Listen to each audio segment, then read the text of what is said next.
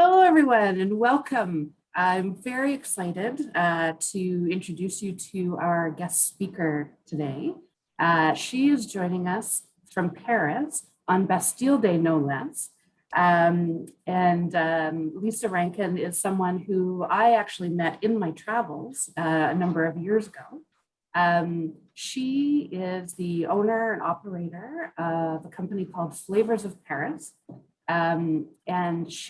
It is something that combines all of her passions, her love of Paris and French culture and art and great food and wine. And some of that great food and wine I have enjoyed with her in Paris. So Lisa is originally from Canada, although I didn't meet her until we were in France.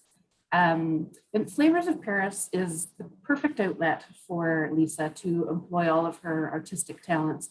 And she loves meeting clients from all around the globe and sharing the different interesting things that she's uncovered while she's been living in Paris. She's an artist at heart. She studied fine arts in Canada and worked as a professional potter and gallery owner for many years. She's also a photographer. I just discovered she's also a singer. Maybe she will sing something for us today. She's a writer, a storyteller, and in 2011, she decided to live out her dream. She left Toronto and she started this tour company and a blog called Flavors of Paris so that she could share her passions with the world. And since she began this company, it's become a multiple award-winning company. And she's going to tell us a bit about how that happened and about life in Paris and share some tips for us when we are going to visit Paris. So welcome, Lisa. Well, thank you for that introduction. And it's just, I'm so happy to be here, Tracy. And bonjour from Paris to everyone. I just want to apologize for the background of my apartment right now. You see boxes and stuff because I'm about to move shortly. So it's a bit of a disarray right now. I particularly appreciate you doing this when you have, 2 weeks to get out. Thank you. No problem. I'm always happy to talk to you, Tracy. So anyway, and on Bastille Day as well. Yes, you're giving up your holiday time. Today's just a portion of the holiday. So I'm going to go out a little bit later and meet a friend because we're not too far. I'm not too far from the Champ de Mars, where the Eiffel Tower, where they do all the big fireworks. So of course it gets a little crowded down there, but we're going to meet up and just watch the fireworks from a distance this year. Nice. Yeah. So that's not till later. Anyway, okay. So, but other than that, I'm home packing. The less glamorous side of life. Yes, exactly.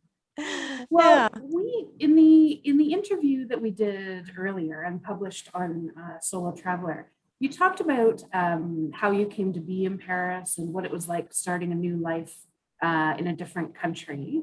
And could you tell us about your journey from brand new arrival in a new country to multiple award-winning tour operator? That's a pretty big trajectory.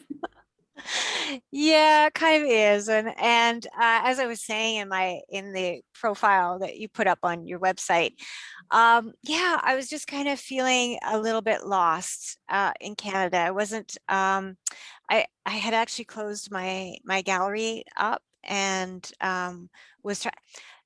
Honestly, I've invented myself more times than Madonna in my lifetime. So, except for the bullet bras, I haven't tried that. But I've had a lot of different careers.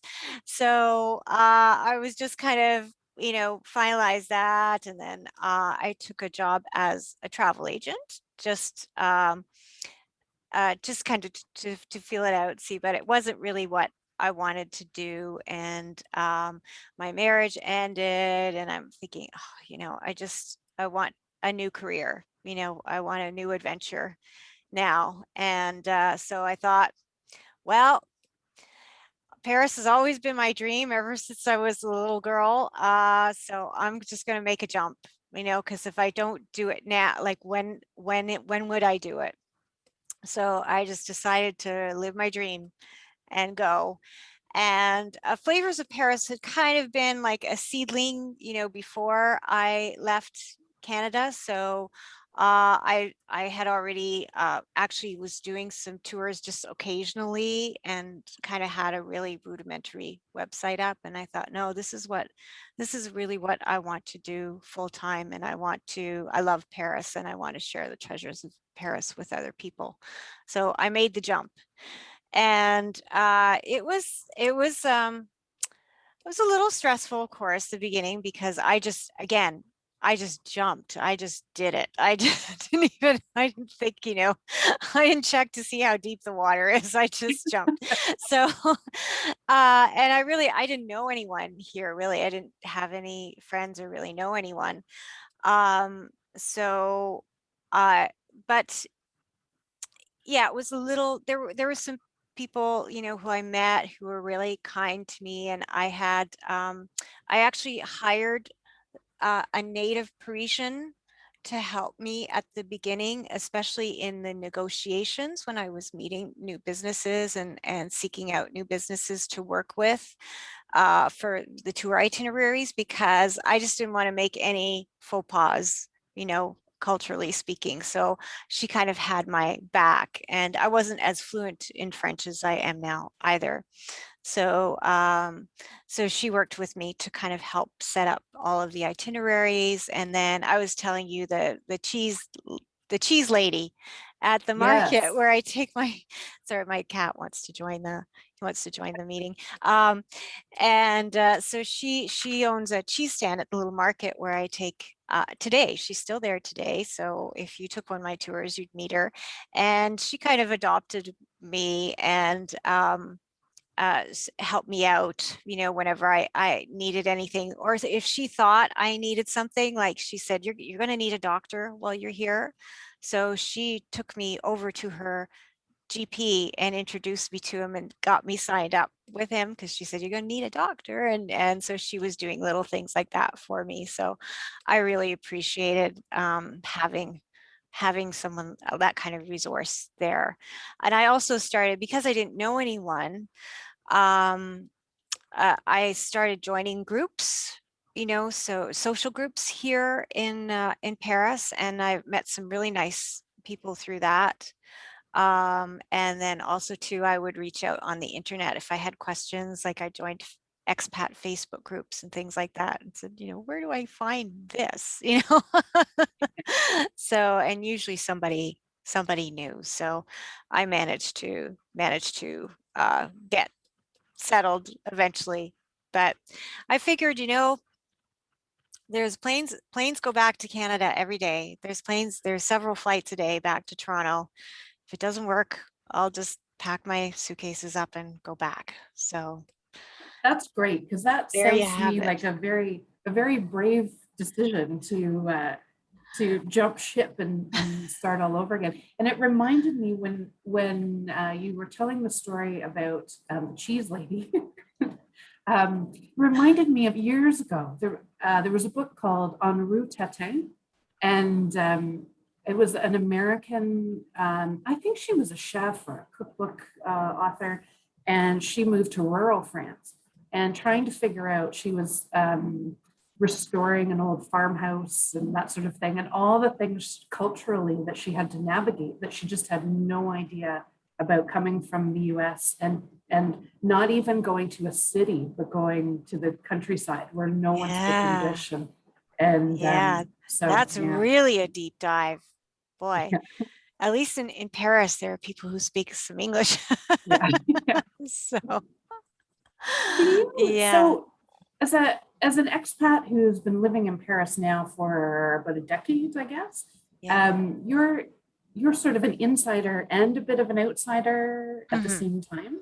Yeah. What do you love about life in France that's different from life in Canada culturally? Hmm. Yeah, that's a really good question. It's interesting because I think In some ways, I'm very nostalgic about Toronto, and sometimes I miss it so much because it's such a wonderful city. That's where I grew up, and I love Canada. But in a lot of ways, I was kind of an outsider there as well because of my tastes. So I remember once when I was working at the travel agency, someone came in because it was part of a big department store, and then there was a travel agency at the corner. And someone who was one of the salespeople came in and she said, there were two other agents there, and she said, I need some advice because I have a date tonight. I've seen this guy a couple times, and um, I don't drink beer, and I want to have some beer in my fridge in case he wants a beer. I have something to offer him, but I don't know what to give him. So I said, of course, I pipe up right away. I said, oh, you go down to the beer store and you get this arrangement that you can get an assortment of these craft artisanal beers, and you put that, and then you have all these different kinds, just a little 6-pack in your fridge. And that'll really impress them. And the other two tour guides looked at me like I had lobsters crawling out of my ears and just said, oh, just put in some Molson's, one of those commercial brands or something. I'm like, huh? And I used to get teased too because I liked to dress up to go to work. And, this was kind of outside of Toronto. They were basically one step up from pajamas. So, they were just dressed very comfortably, and just, so there were little, I guess I just had little things that I appreciated that weren't typical back in Canada. So they kind of made me a little bit odd. So here, I'm also a little bit odd because I'm an outsider, but um, but they accept that more easily because they know I'm an expat. So I have a better excuse to be weird, if that makes sense. But yeah, here it's kind of like it's an affectation. It's cute, if I Right. if I'm weird. And so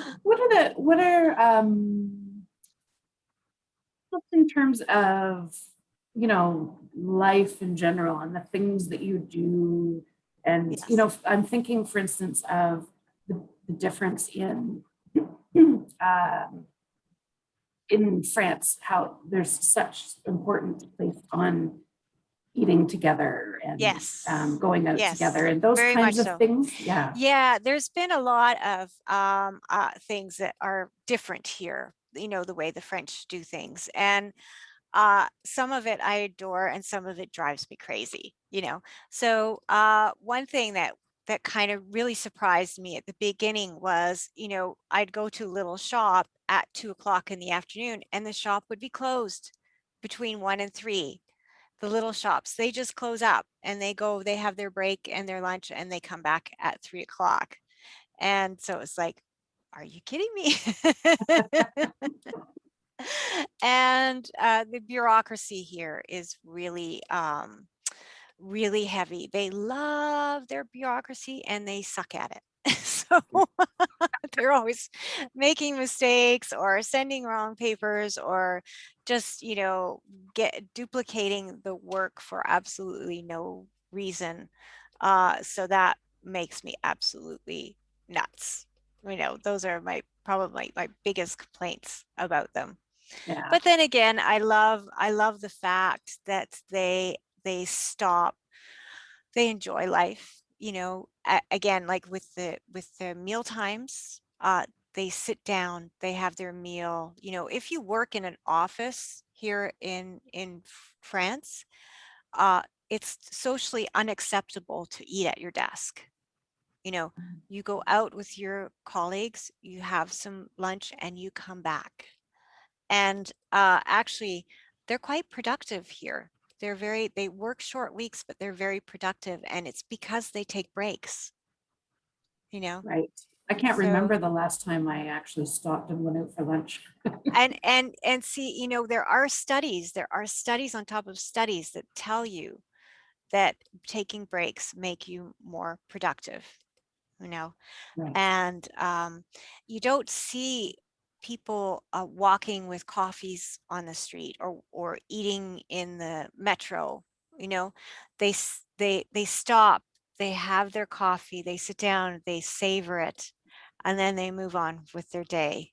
You know, and to me, that's just so much more civilized. You know, and it's taking. I think life is so much richer and more pleasurable when you stop and you savor those little moments. It's such an easy thing to do to enrich your life, you know. It's And interesting. I really noticed that when I visited, mm, and that, I mean, even you don't have all of the garbage that we create from all of our takeout coffees and that sort of mm, thing, and even going to a grocery store. You know, if you go to a grocery store here, there's an entire aisle dedicated to junk food. And when I went into a grocery store in Paris, there was one rack. and yes, because it yes. was really more about not eating, you know, a bag of chips on the go. It's No, actually they don't, and they don't snack between meals here either. So they sit down, they have their meal, their set meal times, and then they're not snacking. And you'll notice, I noticed too, like in the um, grocery stores in Canada, and I've seen it in the United States too, they usually have like a rack of chocolate bars and junk when you're checking out. You don't see that in France. They don't have that there. right. Yeah. So it's just not something that people reach for, go for. They have a bit better appreciation of the quality products, you know, food products. Hence that's where it kind of dovetails, you know, with my story about the craft beer, getting the Mhm. craft beer, the artisanal beer, because I have an appreciation for that. So that was one of the things that really meshed nicely for me, you Right. know. And I remember one day I was shopping at the little farmers market where I take my clients and where my lovely cheese lady is. And I was, you know, just enjoying the shopping experience so much because there's such beautiful fruits and vegetables and products there. Um, the cheese lady said to me, Lisa, tu es comme un poisson dans l'eau, which in French means you're like a fish in water here. Yeah. And I really did feel like a fish in water Yeah. there. Yeah.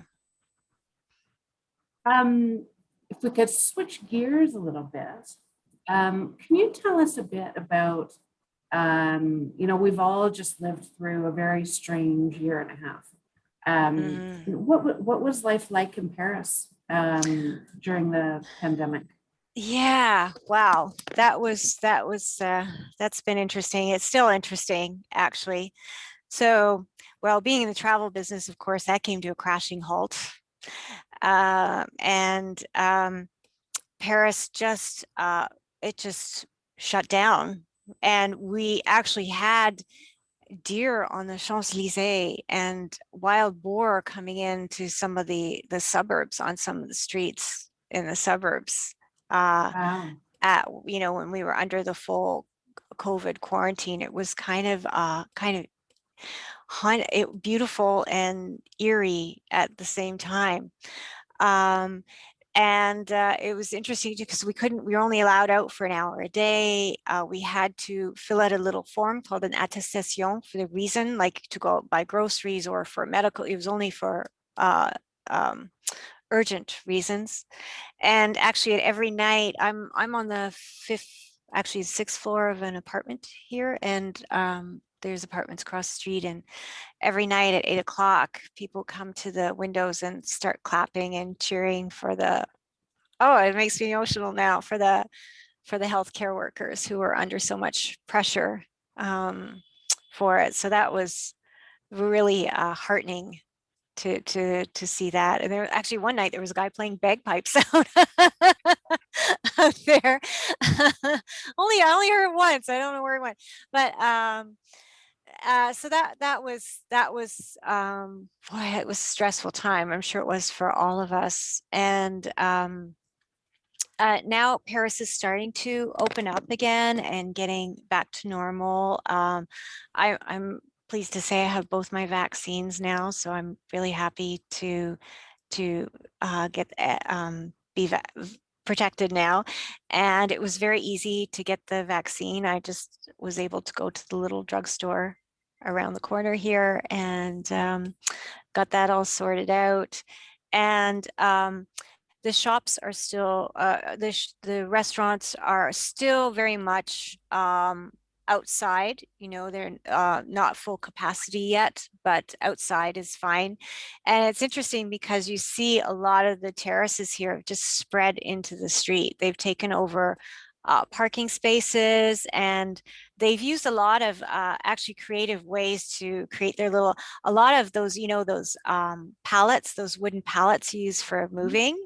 They've used a lot of those in really creative ways to create little patios and things. And it's actually really, it's really cute seeing all the patios. And when the first day when the terraces opened up again, the Parisians were just, they just got swamped, the terraces, because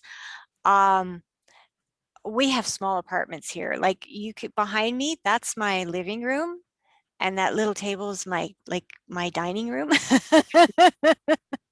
It's a very space in Paris is very precious. It's the most densely populated city in Europe. And so, yeah, so real estate's very expensive and the apartments are very small. So the terraces, the cafe terraces are basically like our living rooms. You know, we spend a lot of our time on terraces. And you know, it was interesting, after the attacks, you know, the Bataclan attacks here. One of the rallying cries of the Parisians was "Je suis en terrasse." I'm on the terrace. It's meaning you're not going to keep me off the terraces, you know. Right. So, yeah. Um, so anyway, it was really quite, it was like a huge celebration. Everybody was just so happy to be back out on the terraces again. Oh, Wow. nice. It Mhm. must really bring life back to the streets. It is. The cafes are such an important part of the Parisian life. And to me, it's one of the things that makes Paris so magical as well. You know, just being able to sit, you can sit on it at a terrace cafe, you know, a cafe terrace for hours and sip a coffee and, you know, read a book or watch the world go by. And you know, it's just something we do that's normal here. And it's a wonderful thing. And that's why you know, the chairs face out, so you can people watch, and people are so interesting. And that's, as a solo traveler, that is absolutely one of my favorite activities, you know, to just Hmm. in a new place, to just sit back and watch, you know, and Hmm. see how people live and go about their day, you know. Hmm. Yeah, it's perfect for that. Uh, So I on that, is sorry, if I may ask, what's your favorite terrace to sit on to people watch? that's a good question. Um, I guess it depends on my mood, because all of the neighborhoods in Paris are a little bit different and have a little bit of a different character, and sort of the people who live, like, the different neighborhoods attract different type of people. So, for example, I'm in a neighborhood right now where it's a lot of young families and older people, very Parisian. It's not very touristy here at all. So, so choose one of the cafes over here. There's a metro called La Motte Piquet Grenelle, and I like to sit over there and watch people. Or, you know, in the neighborhood of Saint Germain, which is kind of a chic neighborhood, kind of like bohemian chic neighborhood. So I'll choose one of the, there's a place called La Palette, which I like to take clients. They have a nice terrace there. And so you get to see kind of, the fashionable people walking by, and sometimes fancy cars and stuff like that. So so it depends on my mood and kind of where I am, because there's so many uh wonderful terraces in Paris to sit on. As you're thinking about your terraces, are there any memorable moments that come to mind as you're watching the show? Oh, Anything you could that's a share? really good question. Actually, it wasn't on terrace, but something just popped into my head when you asked me that, because there's a little bakery in Saint-Germain where I love their croissants. And there used to be a man who used to come in there every morning with his two cockatoos in little cages. And he was a regular in there, and he'd come in and he'd take the birds out, and they'd have a little bit of bread, and he would chat with the people. And then, so that's a very memorable moment. I'm trying to think of, if something pops into my head, I'll come back to that. But I'm sure there is. I love that question. That's a great question. But the cockatoos just popped into my head for some reason. And I also, one of the things too is I have a dog, and I love Paris because it's very dog friendly, and I could take my dog on the terraces with me. And I have on the website, on the main page, if you scroll down a little bit, I've got a little gallery of photographs that I've taken of Paris Cafe dogs, a little series of pictures that I've started, because I just really enjoy seeing the owners with their dogs. And of course, if you go up to an owner and ask them about their dog, or, can I take a picture? They are so proud of their little pooches, and they just, you want to break the ice with the Parisian, go tell them their dog is wonderful. you'll make them you'll make a little, that's the way to, they're not big on small talk, but they'll talk to you about their dogs. That's for sure. Yeah. You have, it's a very different thing to be a visitor to a city or to be someone who has actually moved there. Are Mhm. there any kind of insider tips that you can give us for solo travelers who are visiting Paris? Something that we might not know from guidebooks and that sort of thing, but that the locals would know. Yeah, sure. One thing actually I didn't know until I moved to Paris, and was that, when you're on the metro, you keep your little ticket with you until you finish your journey, because they're called controllers in the metro. I see someone nodding. They have controllers, and they will stop you randomly to check your ticket.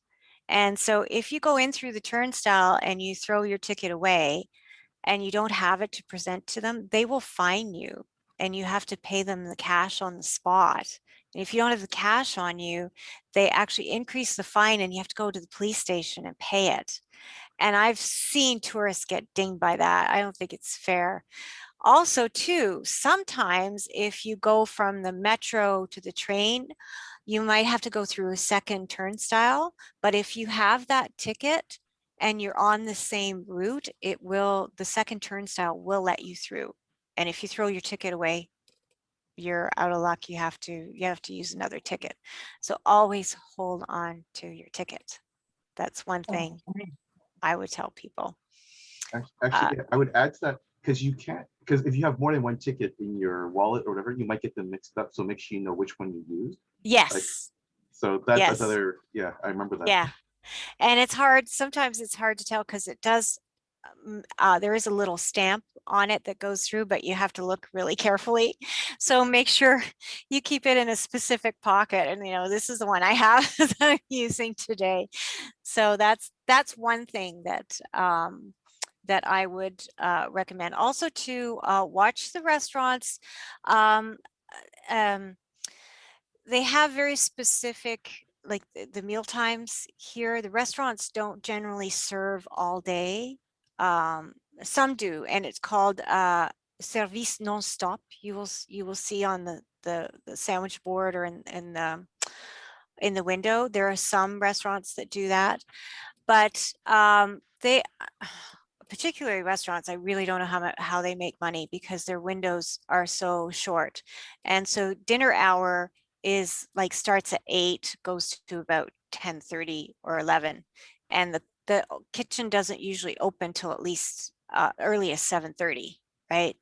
And they will close. They'll also close after lunch, like around 2 or 3 until 7:30. So they're open at lunch specifically and dinner specifically. And if you're in a cafe, the cafes also serve lunches and dinners, more lighter fare. But if you just want to have coffee, say, and it's around lunchtime, ask the server kind of where you could, if it's okay, where you can sit, because you'll see some places that are actually have a tablecloth on them or cutlery out there set for somewhere to eat. So don't sit down there if you're just going to have a coffee, because they'll probably ask you to move. So that's one, that's a That's couple good of to things. know, because that's the sort of thing I wouldn't notice and wouldn't think of. So that's a handy tip. Yeah, good. What about, let's see, what other kind of, do people have questions for Lisa? You can just type them in the chat. Yeah. I'm sure she'll be Don't worry, guys. happy to. I don't have secrets. I'm happy to share. I'm an open book here. I've got one I while don't- people are thinking. Sure. So I'm just curious, in terms of, obviously you get a lot of visitor, I mean, well, even just people take your tours, but just if you were to host visitors that of just your friends or family, do you have like an off the beaten path spot that you take them? Because obviously there's a lot of touristy sites, there's things that people Yeah. know about, but do you have a very specific sort of almost unknown spot that you like to take Yeah. them, even if it's just as a practical joke?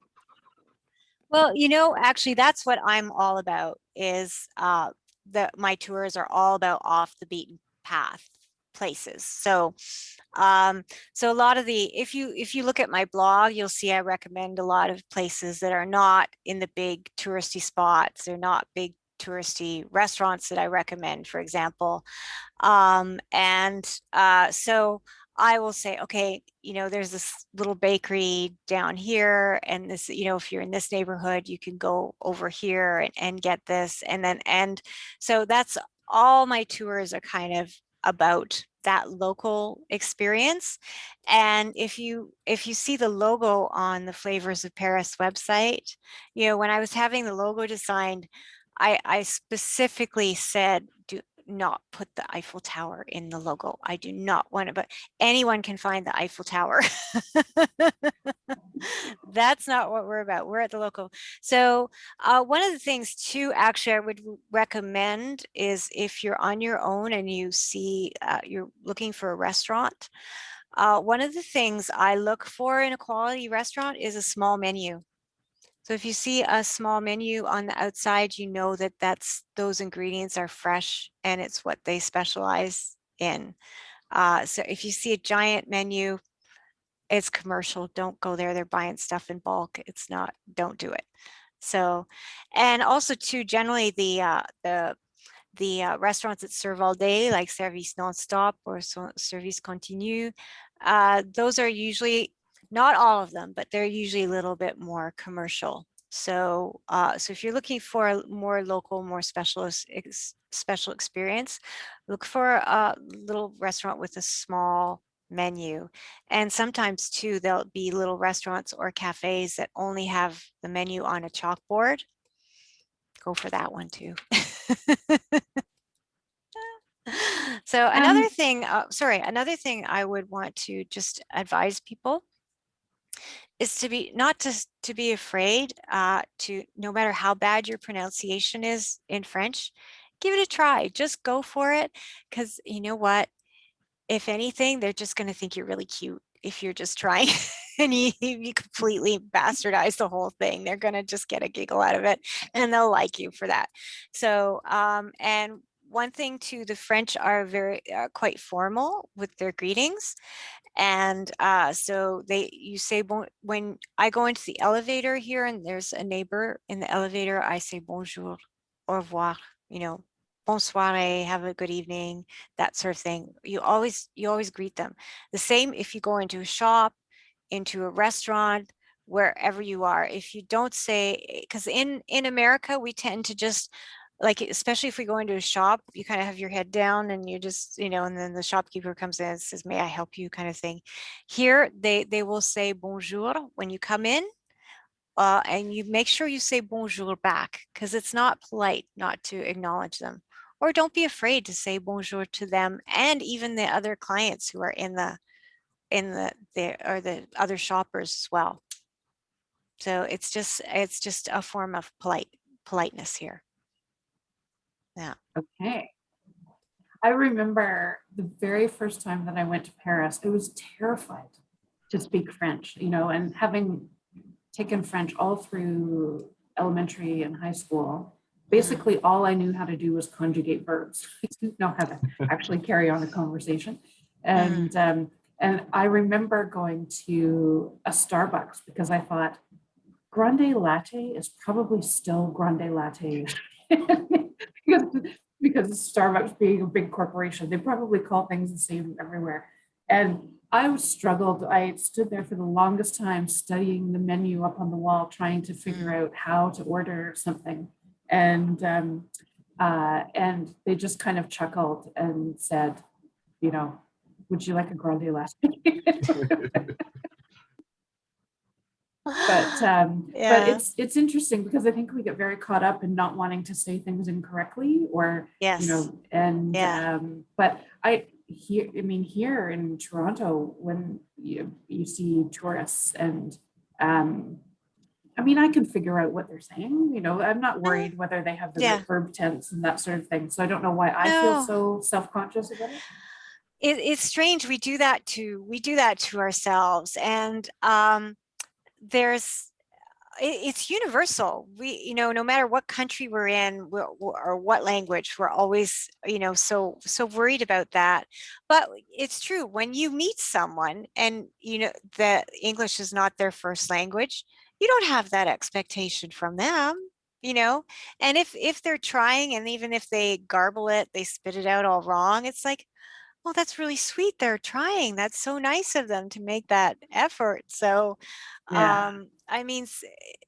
just don't be afraid to just spit it out there. And I find that when I was learning French too, the last thing that you wouldn't know it because I yak away in English all the time, but the last thing that actually started to work properly was the mouth, the pronunciation.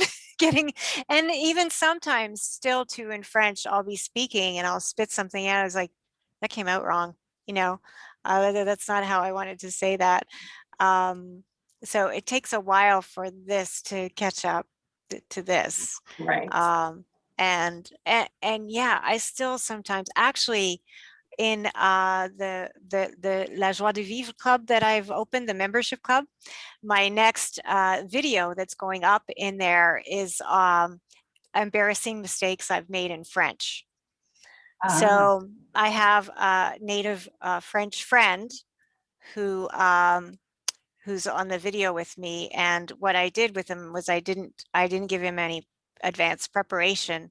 So I just started saying, like, spitting out sentences that I knew were wrong, that I knew that I'd screwed up, just to get his reaction, and it's pretty funny, some of the things that I said, and some of them were kind of embarrassing. And some of them were a little risque as well, unintentionally. Oh dear. Yeah.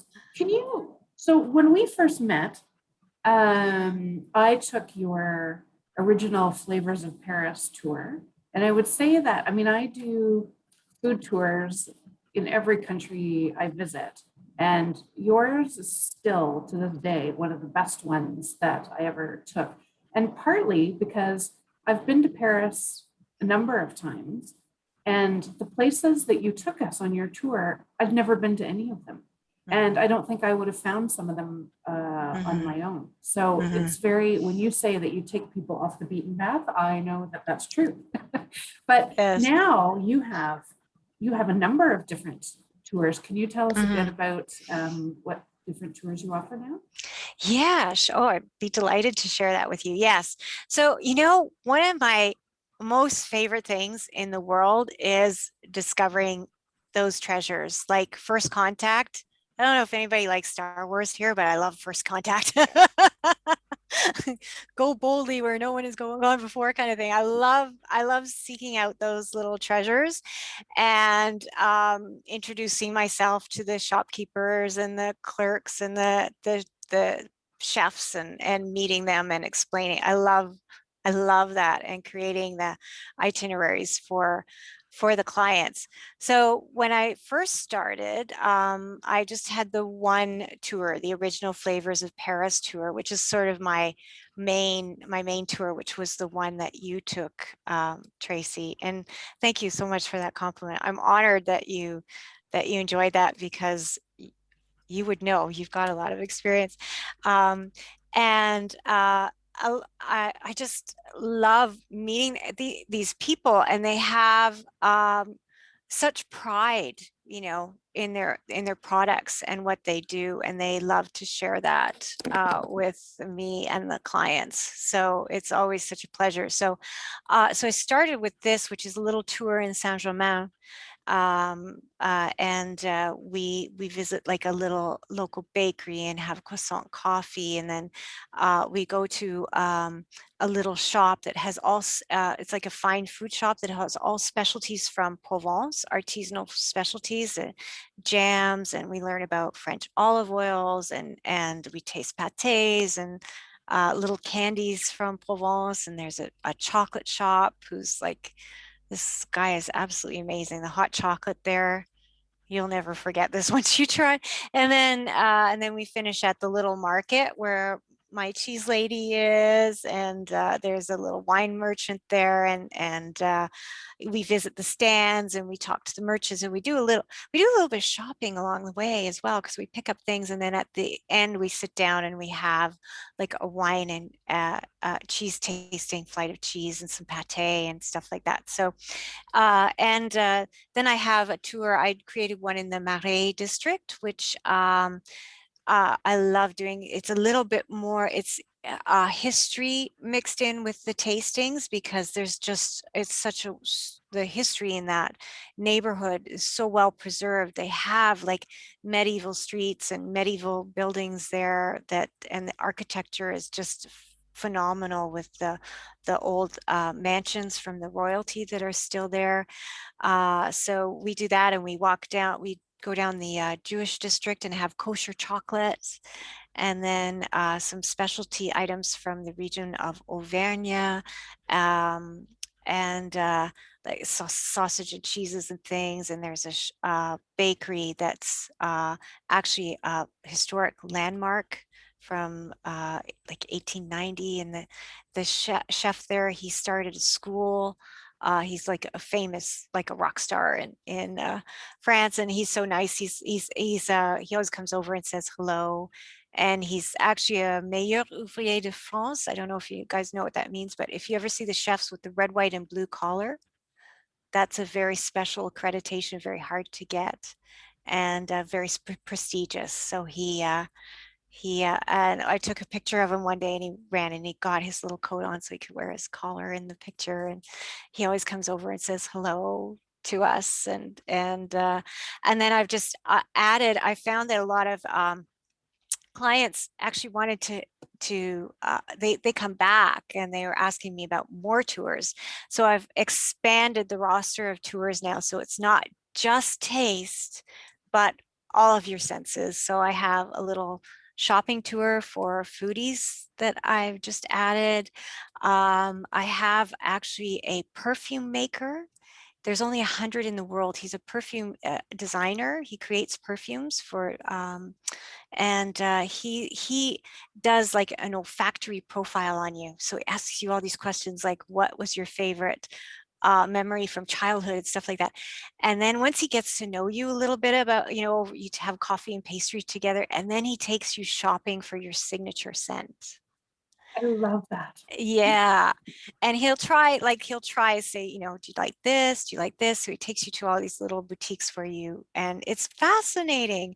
So I've been expanding the tour. So now I have several tours on offer. And also too, because of my background in fine arts, I'm offering a day trip now out to Giverny to see Monet's home and garden.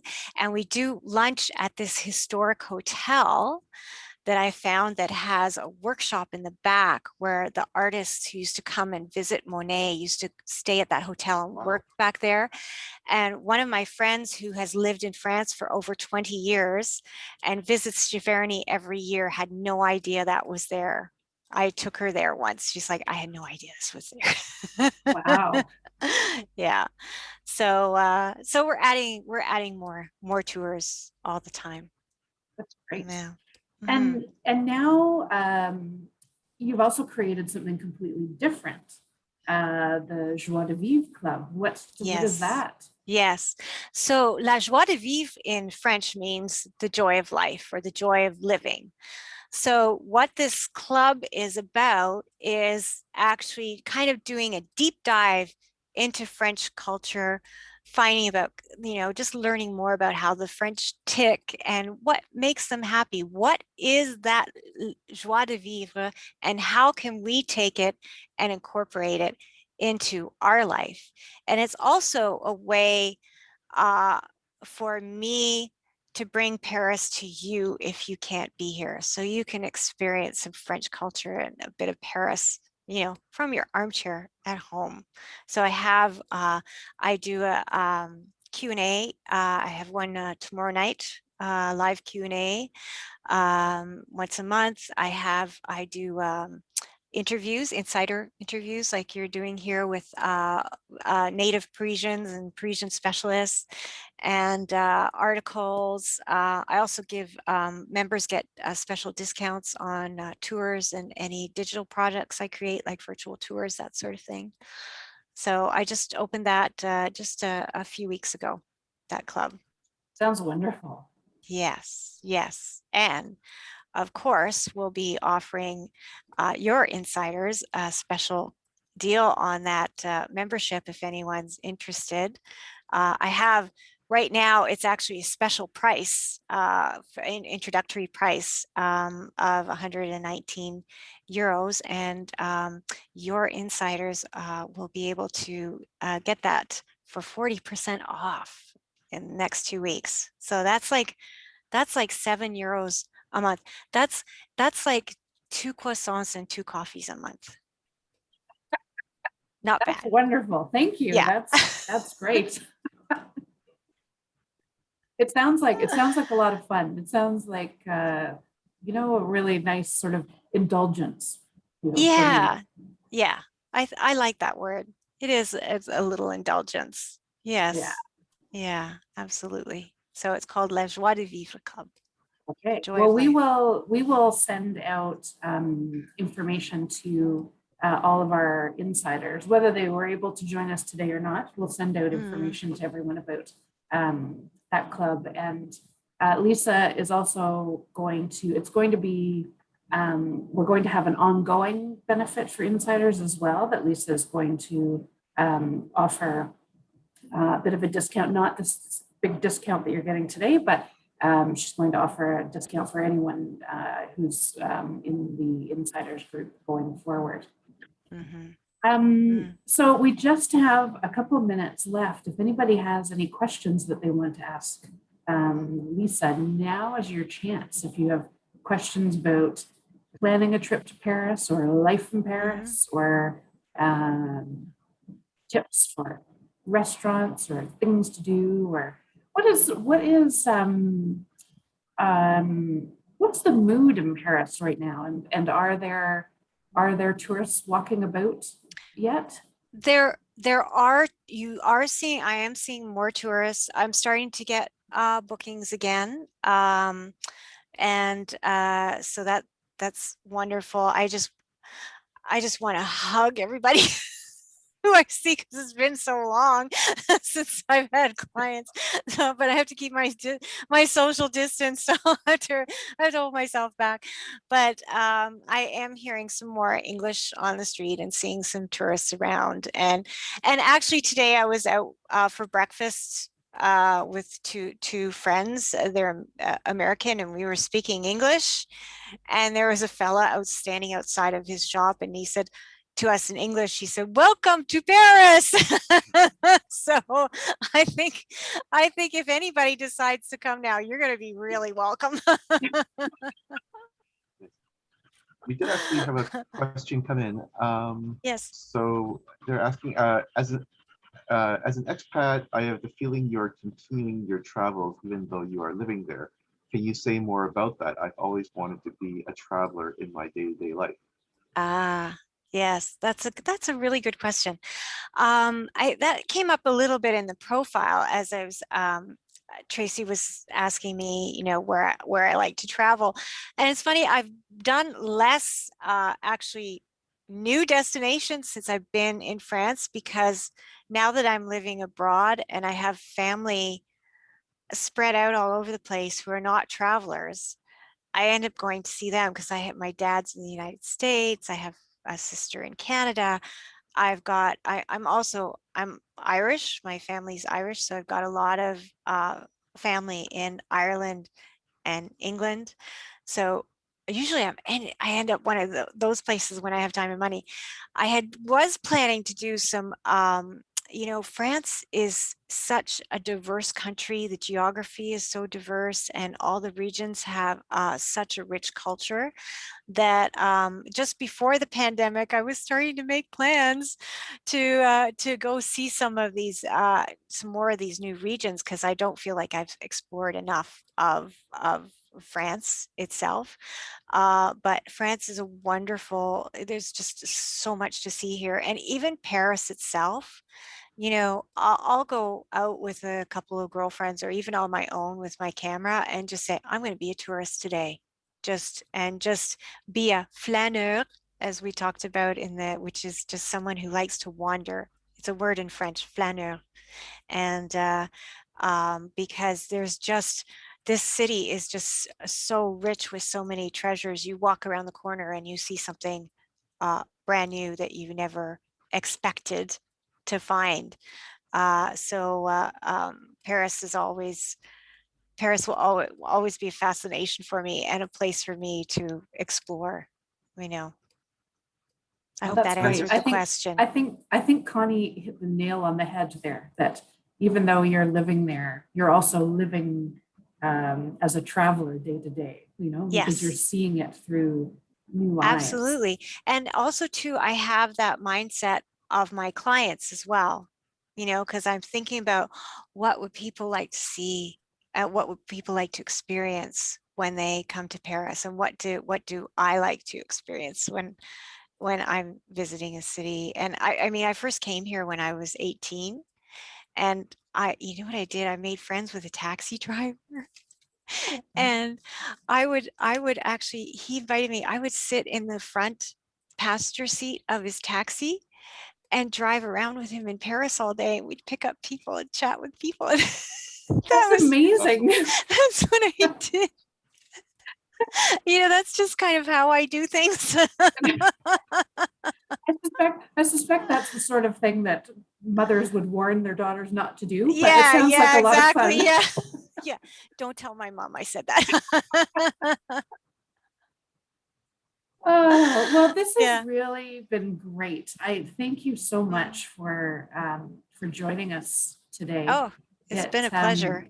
And I hope that you're able to enjoy a bit more of Bastille Day and get out and about and join your fellow Parisians. And for the insiders who are here with us today, we'll be back for a meetup 2 weeks from today. And we're trying to set themes for the meetups to at least start our conversation off. So our theme for the next one will be the most interesting people that we have met in our travels. So you have 2 weeks to think about the story you want to tell. We will share stories from all of our trips. We will send out information to you. We'll send you a recording of this session, and we'll also send you information about Lisa's tours and the special gift that she's offering for La Joie de Vivre Club. And also too, I just wanted to throw in that if you're interested, because I do have the blog about Paris as well, so you can sign up to use and for on that blog, Lisa has written really interesting, sort of a diary through the pandemic of her observations about what was happening. It's very interesting to read, but also her ongoing stories, and the photos of the dogs in the cafes are really great. So thank you everyone for joining us. Thank you to Lisa. Thank you to King, who is now a part of our team, and happy Bastille Day, everyone. And we'll talk to you soon. Okay. Merci, everyone. It's been a pleasure sharing with you all. Au revoir. Thanks so much, Lisa. Au revoir.